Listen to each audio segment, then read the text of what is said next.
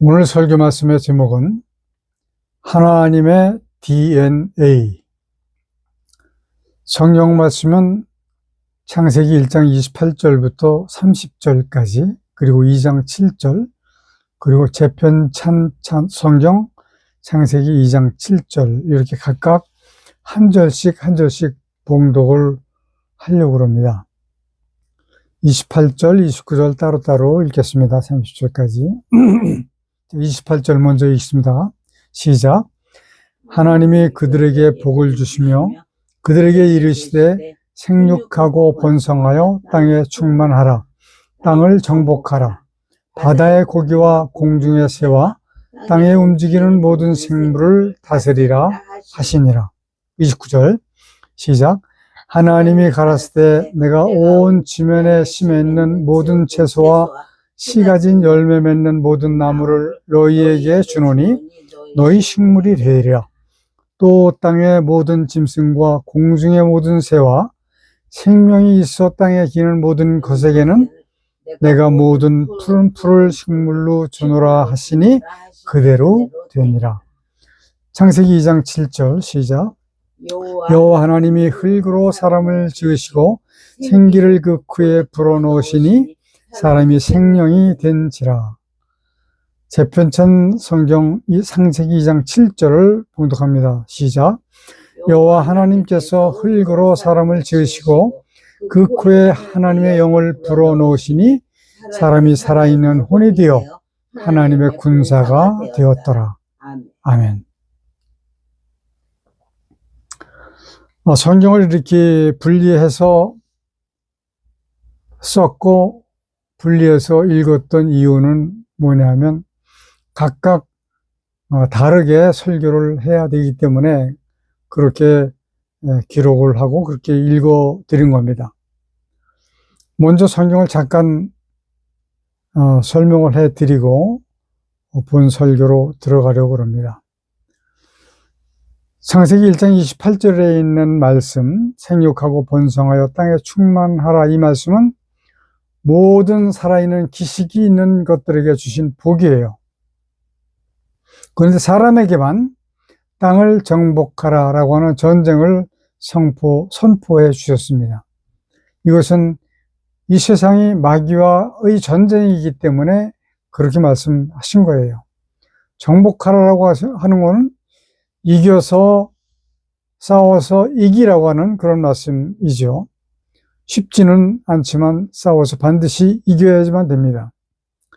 그리고 29절 30절에 보면 식물을 모든 짐승과 공중의 새와 사람들에게 식물로 주셨어요. 푸른 풀을 식물로 주셨어요. 자, 만약에 이것이 에덴 동산으로부터 계속 지금까지 전해져 계속 지켜져 내려왔다면 사람이 사람을 죽이는 일, 짐승이 짐승을 잡아먹는 일, 사람이 짐승을 잡아먹는 일은 전혀 없었을 겁니다. 그러나 많은 시간이 흐르면서 사탄이 가지고 간 그 공중 권세로 인해서 세상을 쥐락펴락하고 있는 가운데서 이제 말하자면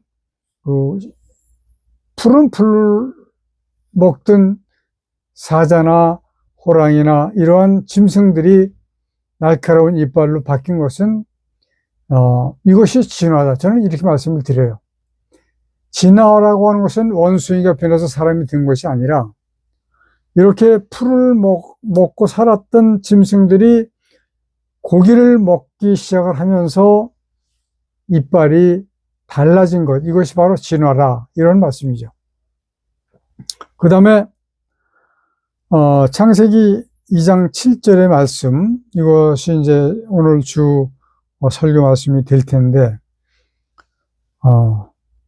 그 코에 생기를 불어 넣어 주시니 사람이 생명이 되었다라고 하는 그 말씀을 가지고 사람들은 하나님께서 사람들에게 별도의 영을 주셨다라고 생각을 할 수 있는 대목이 바로 여기입니다. 그런데 성경 원어에는 전혀 그렇게 나와 있지를 않아요. 옛날에 성경을 연구했고 번역을 했던 좀 많이 공부하신 분들이 왜 이것을 모르고 넘어감으로 인해서 사람에게 영이 있다라고 하는 그런 위험한 그 복음이라고 하면서 전해 주었기 때문에 지금 굉장히 위험한 상태까지 갔다라고 볼 수밖에 없습니다. 사람에게는 영이 없습니다. 다만 하나님께서 세상을 다스리게 하시기 위해서 뭘 주셨어요? 아주 높은 IQ를 주신 거예요. EQ, IQ, GQ 다 주셨죠. 그래서 짐승들은 전혀 할 수 없는 일들을 사람들이 할 수 있게 했습니다. 그래서 로켓을 쏴서 달나라에 가고 또 뭐 그보다도 엄청난 일들을 어마어마하게 해내고 있는 것이 바로 사람들이 그런 IQ 이런 것들 때문에 그렇게 하는 거예요. 영적인로 되었기 때문에 그런 것이 아니다라고 하는 겁니다. 제가 존경하고 사랑하는 목사님 한 분이 이 부분에 대해서 상당히 지금 고민을 하고 계세요. 그분도 아마 그 영에 대한 것을 그렇게 생각을 하셨던 것 같습니다. 만약에 우리가 영이 있다라고 하면 우리는 접혀있는 이 책 속에 있는 책을 펼쳐서 볼 필요가 없습니다. 다 알고 있기 때문에. 영은 그런 거예요. 그리고 비행기 표를 살 필요가 없습니다. 왜냐하면 순간 이동이 가능한 것이 영이기 때문에 그런 거예요. 그러나 우리가 꼭 기억을 해야 될 것은 무엇이냐면 육적인 사람이지만 부활의 때에, 심판의 때에는 영적으로 부활을 해서 영으로 구원을 받고 영으로 사망으로 간다라고 하는 것이 그것이 아마 혼동이 되어진 것 같은 그런 생각이 듭니다. 그러나 이 혼동은 너무나도 위험한 거예요. 하나님의 뜻을 올바르게 알아차리기가 어렵게 되어 있기 때문에 그런 겁니다. 자, 이제 한참 또 설교를 드렸는데 먼저 여러분들에게 말씀을 드리려고 하는 것은 무엇이냐면 오늘이 아마 추수감사주일로 지키는 교회들이 거의 다일 겁니다.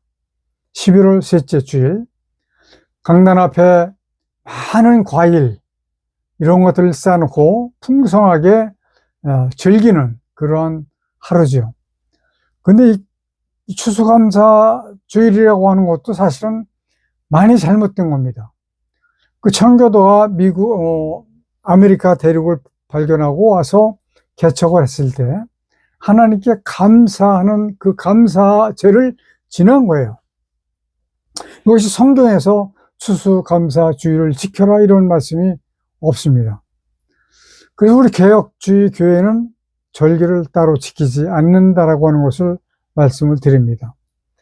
물론 절기라고 하는 것은 추수감사주일만 있는 것이 아니라 뭐 맥추감사절 또는 성탄절 등등 모든 절기를 따로 지키지는 않습니다. 왜냐하면 그때 잠시 동안만 지키는 것은 하나님 앞에 합당치 않다. 1년 365일 내내 감사주일로 지켜야 되고 1년 내내 365일 동안 예수 그리스도의 탄생을 감사해야 되는 그러한 것이 바로 개혁주의 노선에 있는 교회에서 추구하는 감사라고 하는 것이죠. 그래서 우리 모든 그리스도인들이 이것을 깨닫고 다 그렇게 지켰으면 좋겠다는 생각을 해서 먼저 이 말씀을 드립니다. 그 지키지 않는 이유 중에 또 하나는 뭐냐면 가톨릭의 상업주의로부터 출발한 것이기 때문에 그런 거예요. 이것이 성탄절도 그렇습니다. 가톨릭에서 잘못 만들어 놓은 것이기 때문에 그런 거예요. 예수께서 그 추운 겨울에 나셨는지 그거는 아무도 알 수 없습니다. 성경에 기록이 되어져 있지 않기 때문에. 그래서 이런 것들을 그냥 사람들이 편하게 상업주의적으로 헌금을 모으기 위해서 하는 일이 되어서는 안 된다라고 하는 것을 우리는 반드시 기억해야 할 것이라고 생각을 합니다. 자, 그리고 두 번째는, 조금 전에 말씀드렸지만, 한때, 외국 같은 때는, 외국에는 그 성탄절도 한 달씩 지킨다고 그래요. 뭐 우리나라는, 한 2, 3일 정도 지키죠. 그러나 이런 것들이 그때만 지키는 것이 합당치 않기 때문에, 그렇게 하고 있다. 지키지 않는다. 이런 말씀을 드리는 겁니다. 저는 이제, 하는 일이 대부분 컴퓨터에서 일을 합니다.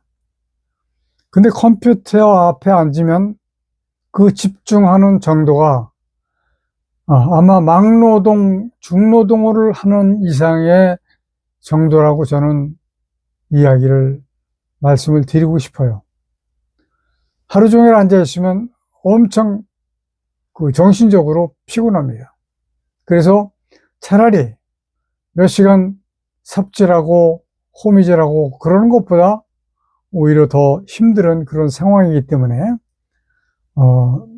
제가 하는 일이 굉장히 많은 에너지가 필요하다라고 저는, 생각을 하고 잘 관리를 하려고 노력을 하고 있습니다.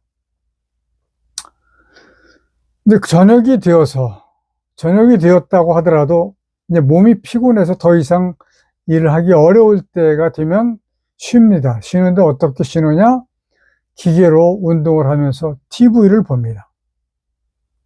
TV를 보는 것은 시각적으로 보고 느끼기만 하면 되기 때문에 에너지가 소모가 되지는 않아요. 그래서 TV를 봅니다. 그리고 기계 운동도 역시 마찬가지, 뭐 자전거를 탄다든지 이렇게 하는 것이 아니고 기계가 해주기 때문에 쉬면서 하는 운동이라 저녁에 하면 참 좋더라고요. 자, 제가 주로 보는 TV 프로그램은 용감한 정사들, 그리고 히든 아이, 이러한 것들을 주로 봅니다. 다른 것들은 뭐 아주 안 보는 건 아니지만 즐겨보지를 않습니다. 왜 이러한 프로그램을 보느냐? 이거는 사실을 기반으로 해서 그 수사를 실화적인 것을 방영을 하는 거기 때문에 보면 느끼는 게 많아요.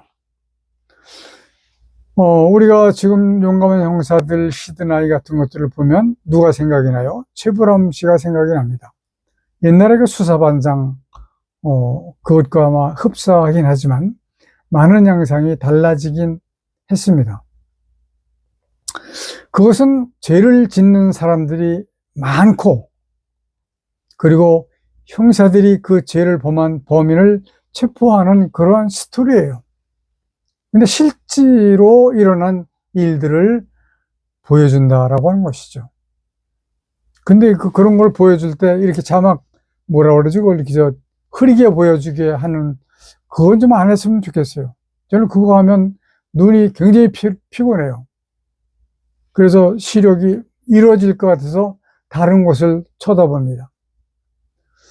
근데 수사 과정을 보면 옛날에는 지문을 채취해서 그 지문을 대조해서 그 범인을 많이 잡는데, 요즘은 DNA라고 하는 것을 유전자 검사를 통해서 범인을 특정을 해서 잡습니다. 아주 빠른 시간 내에 진행이 돼요. 이러한 것들을 볼 때마다 느끼는 일인데, 세상의 권세를 잡고 있는 악한 마귀는 사람들에게 이렇게까지 악하게 만들고 있다라고 하는 생각을 갖게 됩니다. 이 말씀을 제가 드리는 이유는 마귀가 세상 권세를 지금 잡고 있다고 하는 것을 모르는 그리스도인들은 거의 없습니다. 그러나 실제로 생활 속에 들어가면 하나님이 하시겠지, 하나님이 해 주시겠지, 이러한 생각으로 신앙생활을 하고 있는 분들이 거의 다이기 때문에 너무나도 위험하게 해서 이렇게 말씀을 드리는 겁니다. 그 범인들을 보면요, 사람이라고 하면 저렇게 할 수 있을까라고 하는 퀘션을 줄 수 있을 만한 그런 죄들을 범하고 있다라고 하는 거예요. 이해가 안 갑니다. 이해를 할 수가 없어요. 어떻게 사람을 저렇게 할 수 있을까? 짐승을 그렇게 해도 아마 짐승을 그렇게 하는 사람은 없을 겁니다. 하나님께서 창조하셨던 최초의 사람, 그 본질 그대로 지금까지 지속되어졌다면 어땠을까요? 사람을 죽이는 일 없습니다. 그리고 갈기갈기 잘라서 훼손하고 유기하고 그리고 안 잡히려고 숨고 그리고 잡혀도 거짓말하고 하는, 그렇게 할 수가 없어요. 최초의 사람 아담과 하와의 그 본질이 계속되었다면 이라는 것이죠. 아담의 죄를 짐으로 인해서 그 권세를 마귀에게 넘겨줬어요. 그래서 공중 권세를 넘겨받아 가지고 간 마귀는 이 세상을 뒤흔들고 있는데 너무 악하고 힘들게 하고 있다. 저는 자주 병원에를 갑니다. 우리 아내가 병원에를 가야 되기 때문에 갑니다. 가서 보면 환자가 그렇게 많을 수가 없어요. 거기에 가도 저는 그런 생각을 해요. 악한 마귀는 이렇게 많은 환자들을 만들어 놨고, 그래서 병원도 크고 작은 병원들이 엄청나게 많이 있고, 이런 생각을 하게 됩니다. 사람들은 하나님께서 이 세상을 운영하고 계시다라고 생각을 하고 있어요. 아닙니다. 마귀가 그 권세를 가지고, 아담이 다스려야 되는 그 권세를 마귀가 가지고 다스리고 있다는 얘기예요. 성경은 이렇게 말씀하십니다. 마귀는 처음부터 범죄함이니라. 요한일서 3장 8절에서 분명하게 말씀을 해주고 계세요. 그 죄의 싹슨, 죄의 기원은 마귀예요. 우리는 이 마귀와 이 전쟁에서 반드시 이겨야지만 됩니다. 마귀의 일은 사람들로 하여금 미워하고 질투하고 그리고 질병을 주고 또한 고통도 주고 사건도 생기게 하고 사고도 생기게 하고, 어제는 무슨 분리? 한분리 그 프로그램을 잠시 봤는데 그것도 참 너무 위험한 일들이 많더라고요. 교통사고에 대한 것을 보여주는 그 한분리. 너무나도 어려워요. 그리고 싸움과 죽음으로 이끌어가고 있는 것이 바로 마귀가 이 세상을 다스리고 있다는 것입니다. 사람들에게 병을 들게 하고, 그리고 사건, 사고를 통해서 많은 사람이 죽게 하고, 그리고 전쟁을 일으키게 해서 무진장 많은 사람들이 또 죽게 합니다. 너무나도 많아요. 독일의 히틀러는 히브리 민족 기독교인들을 600만 명을 동굴에다 집어넣고 죽였어요. 가스로. 그리고 전염병도 얼마나 많은지 모릅니다. 우리는 잊혀질 수 없는 코로나라고 하는 그 전염병이 아직도 진행되고 있습니다. 저는 중국이라고 하면서 덤프트럭에다 시체를 가득 싣고 와서 땅을 파고 거기에 버리는 걸 봤습니다. 이렇게 하고 있는 것이 바로 마귀가 하는 짓이에요. 하나님께서 세상을 친히 다스리신다면 온전하게 자유와 평화와 행복뿐인 세상이 될 겁니다. 왜냐하면 하나님은 그 자체가 사랑이시기 때문에 그런 거예요. 그런 가운데서도 하나님의 창조 섭리는 참으로 오묘합니다. 왜냐하면 사람마다 지문도 다 다르고 DNA도 같은 사람이 없더라고요. 그러나 오늘 말씀을 드리고자 하는 것은 하나님의 DNA, 이 DNA라고 하는 단어를 저는 사전을 찾아봤습니다. 그랬더니 이렇게 설명을 해요. 제가 읽어드리겠습니다. DNA는 생명체의 유전 정보를 담고 있는 물질로 디옥시리보핵산의 준말입니다. 우리 몸을 이루는 모든 세포 안에 존재하며 머리카락 색, 눈색, 키와 같은 신체적 특징을 결정하는 정보를 담고 있어서 생명의 설계도라고도 불립니다. DNA는 A, 아데닌, T, 티민, G, 구아닌, C, 사이토신 네 가지 화학물질로 구성되며 이들이 길게 연결되어 신체를 만드는 방법을 기록합니다. 또한 꼬리처럼 생긴 이중나선 구조를 통해 아마 TV 보시면 이렇게 연결된 걸 보신 적이 있을 겁니다. 나선 구조를 통해 정보를 안전하게 보관하고 필요할 때 복사할 수 있으며 세포 분열 시 자신을 복사하여 새로운 세포에 전달함으로써 우리 몸이 성장하고 유지될 수 있도록 합니다. 자, DNA 수사 기법이 생기기 전에는 지문으로 감식을 했는데 그 정확도가 DNA보다 훨씬 떨어지더라고요. 지문은 비교 분석하기가 쉽지 않아요. 옛날에는 이렇게 하나씩 대보고 대서 비교를 했다고 합니다. 찾아냈다고 합니다. 지금은 컴퓨터라니까 상당히 빨라졌죠.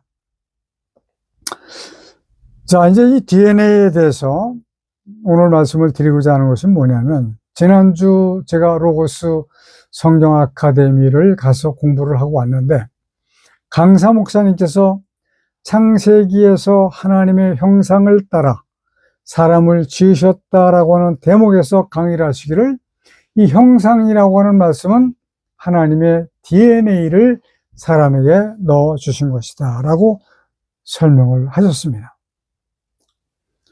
이 말씀이 100% 맞는 말씀은 아니지만 저는 지금까지 이 대목에서 이렇게 설명하신 목사님은 처음이었어요. 저의 생각과 거의 비슷합니다. 같은 건 아니에요. 여타의 목사님들은 외모, 모양으로 이야기를 하잖아요. 그렇지는 않습니다. 그래서 저는 참으로 감사했던 아카데미였다라고 생각을 하고 그 목사님께서 감사의 인사를 드렸습니다. 자, 그렇다고 한다면 여기에서 이 화이라고 하는 것이 또 등장이 돼야 돼요. 왜 그런가? 저는 그동안 여러 차례 여러분들에게 설교를 해드리기를 창세기 1장 27절 하나님이 자기 형상 곧 하나님의 형상대로 사람을 창조하시되 남자와 여자를 창조하시고, 이 말씀을 겉모양이 아니라 모양이 아니라 하나님의 속성으로 봐야 된다라고 말씀을 드렸었습니다. 자, 이 속성은 첫 번째 하나님의 본래의 창조 목적이며, 자, 아직 속성이 뭔지는 설명을 하지는 않았지만 이 속성이 첫 번째 하나님 본래의 창조 목적이며, 두 번째 본래의 뜻이며, 세 번째 하나님의 DNA이기 때문에 대단히 중요하다, 이렇게 말씀을 드릴 수밖에 없습니다. 사람이 하나님의 모양으로 보게 되면 발생하는 큰 일이 있습니다. 폐단, 잘못된 것이죠. 자, 이것도 중요한 말씀이에요. 뭐냐면 마치 바벨탑 사건과 같은 사건이 되고 맙니다. 피조물 인간이 그 모양이 창조주 하나님과 같다라고 생각하는 것 그 자체가 감이라고 하는 단어가 붙도록 필요하다고 하는 말씀이에요. 감히 그런 생각을 해? 라고 하는 질문이죠. 세상의 범죄자들은 그렇게도 악하게 돈을 많이 갈취하는 것도 아니에요. 몇만 원이에요. 15,000원 밖에 못 가지고 가는 살인자도 있더라고요. 그거 몇 푼 때문에, 돈 때문에 사람을 그렇게 무참하게 죽이고, 그리고 그걸 잡히지 않게 하려고 그냥 훼손을 하는데 이루 말할 수 없이 훼손을 합니다. 그런 사람들이 거룩하시고 또 거룩하신 하나님과 같이 생겼다라고 하는 것 발상부터가 창조주를 넘보는 수준에 이르게 되는 것이다 라고 밖에는 설명할 수가 없을 것 같습니다. 물론 그 속성이 다르기 때문에 그렇다라고 설명을 할 수 있습니다. 그러나 그렇지 않아요. 모양이 같다라면 속성도 비슷하게 해야 될 거 아닙니까? 자, 서로 그렇지 않고 하나님의 형상과 같이 생겼다라고 가정을 한다고 하더라도 사람이 무엇을 할 수 있을까요? 사람은 아무것도 할 수가 없는 무능한 존재일 뿐입니다. 뭐 컴퓨터 만들고 달 날아가고 로켓 만들고 뭐 이것이 대단한 일일까요? 아닙니다. 그 IQ만 있으면 얼마든지 만들 수 있는 것들이에요. 사람들은 자기들이 살아가는 방편에만 능숙합니다. 하나님께서는 피조물로서 스스로 낮아지고자 하는 겸손한 자를 찾으십니다. 겸손한 자를 찾으신다는 거예요. 교만이라고 하는 단어를 아주 싫어하시는 분이십니다. 사탄 루시퍼가 왜 루시퍼가 됐어요? 왜 마귀가 됐어요? 교만해졌기 때문에 그런 겁니다. 교만은 하나님의 적이다. 만약에 사람의 모양이 하나님을 닮았다고 가르치는 목사가 있다면 하나님의 사랑 받을 수 없는 사람이 될 수밖에 없을 겁니다. 다만 사람은 짐승들과 조금 다릅니다. 아까도 말씀드렸지만 IQ와 EQ가 높기 때문에 자신들이 살아가는 데 필요한 것은 얼마나 탁월하게 만들어내는지 몰라요. 요즘 물건들 나오는 거 보면 엄청나게 좀 잘 나오더라고요.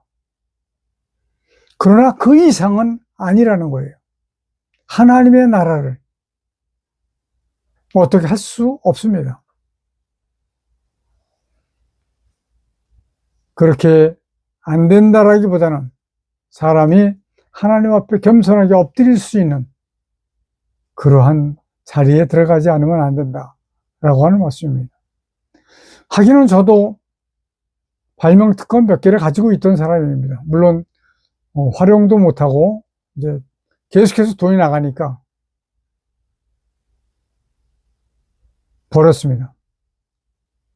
물론 하나님의 DNA를 정확하게 말한다면 하나님 자체의 구성 요소가 바로 DNA지만 사람이 하나님의 구성 요소를 말한다고 하는 것은 어불성설입니다.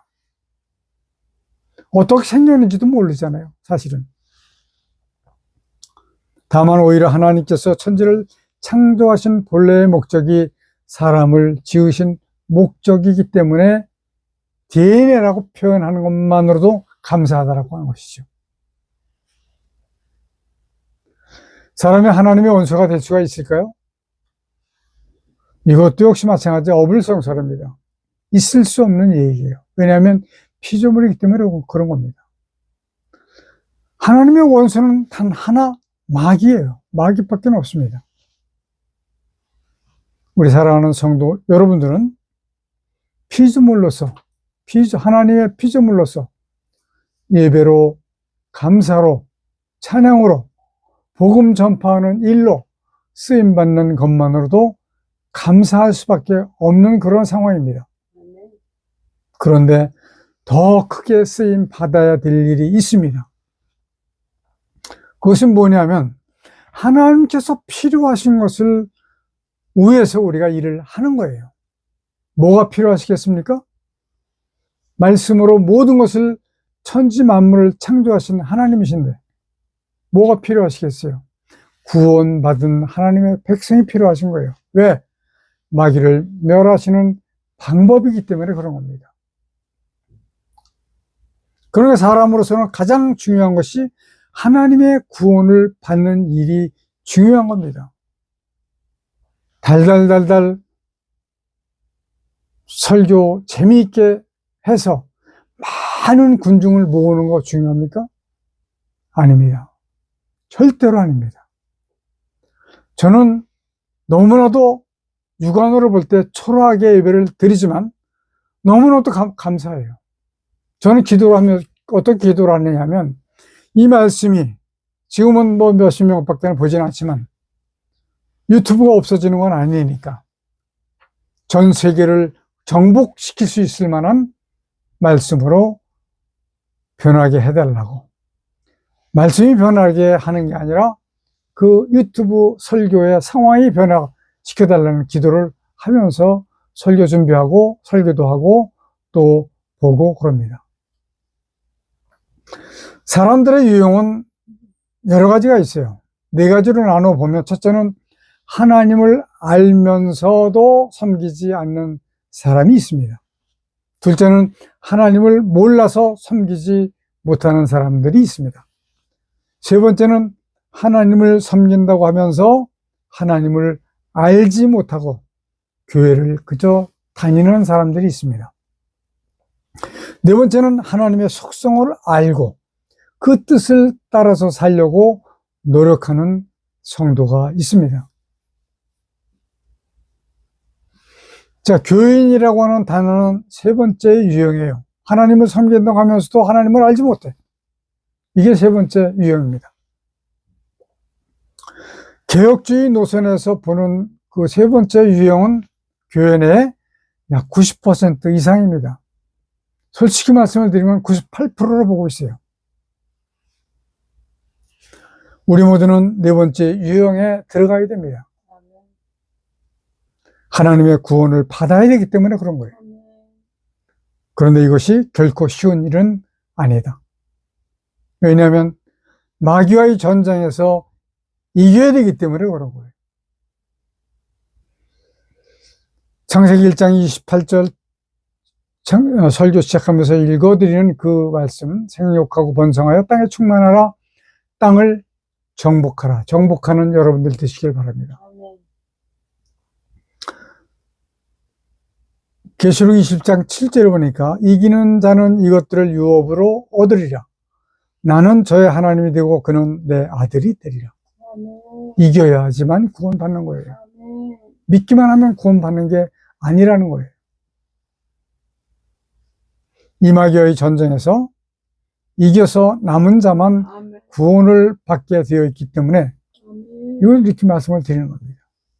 이사야서 10장 22절에 보니까 이스라엘이여 내 백성이 바다의 모래 같을지라도 남은 자만 돌아오리는 구원받는다, 이런 말씀입니다. 넘치는 공의로 회멸이 작정되었습니다.